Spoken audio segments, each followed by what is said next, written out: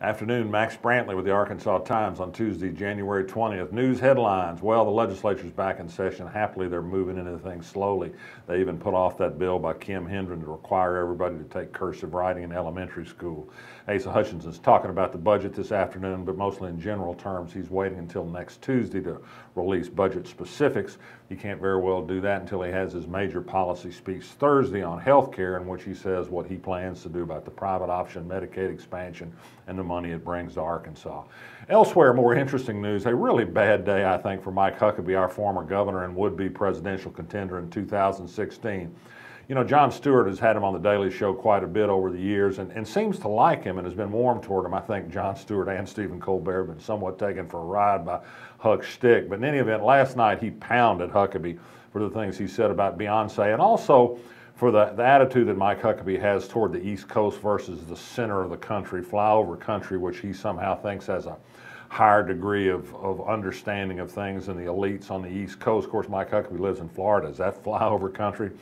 Jon Stewart says that Mike Huckabee throws Harvard around like it's a dirty word and was genuinely unimpressed with Mike Huckabee's new books, which he said, it ain't Shakespeare.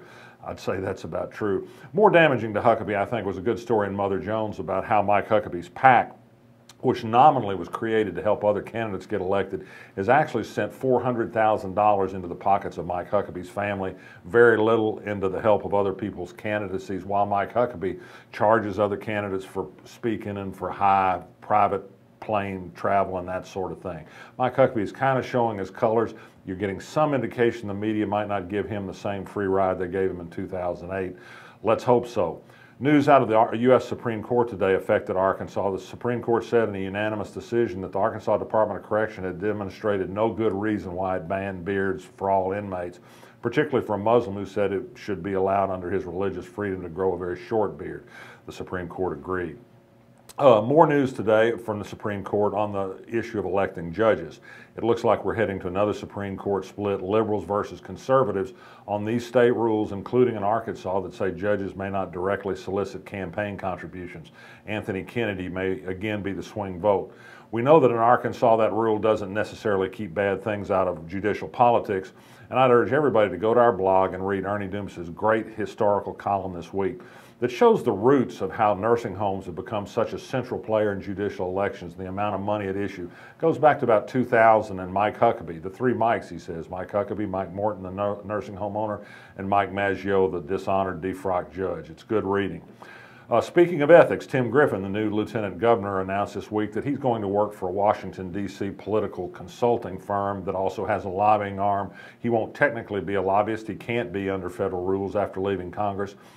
Others have done this before, Blanche Lincoln, Tim Hutchinson, Mike Ross. They've gone into consulting, government affairs, or whatever euphemism you wanted to use. None of them, however, went straight into a public job, a lieutenant governor's job. Tim Griffin says he has a legal opinion. He'll be very careful not to let his private job conflict with his public job. But I think when you've got somebody working in the state capitol who depends on corporate interests, who want to advance their own interests and do it by using somebody who's been within government, it lends an unpleasant appearance. Too bad for Tim Griffin, but he seems okay with it. Jermain Taylor last night got sent to jail yet again. This is at least his second gun incident. There's a throwing brick incident. There have been other fights. At some point, does Jermain Taylor ever go to jail? We'll see. He's out on bond today. A very sad story from Little Rock. I don't know if you remember 2 years ago on an icy day in January when a mother slid off a road near a small pond on Cooper Orbit Road, and they messed up the 911 call. The mother died.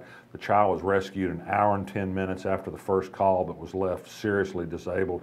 The child died yesterday. There's a lawsuit that's still pending. And finally, the Little Rock School District will have its board meeting tonight and try to come up with a way it hopes to save some kind of local control of the school district against the forces that would like to see the district taken over and become a laboratory for the school reformers' agenda. More on that tonight from Benji Hardy and tomorrow. Thanks very much. I'm Max Brantley.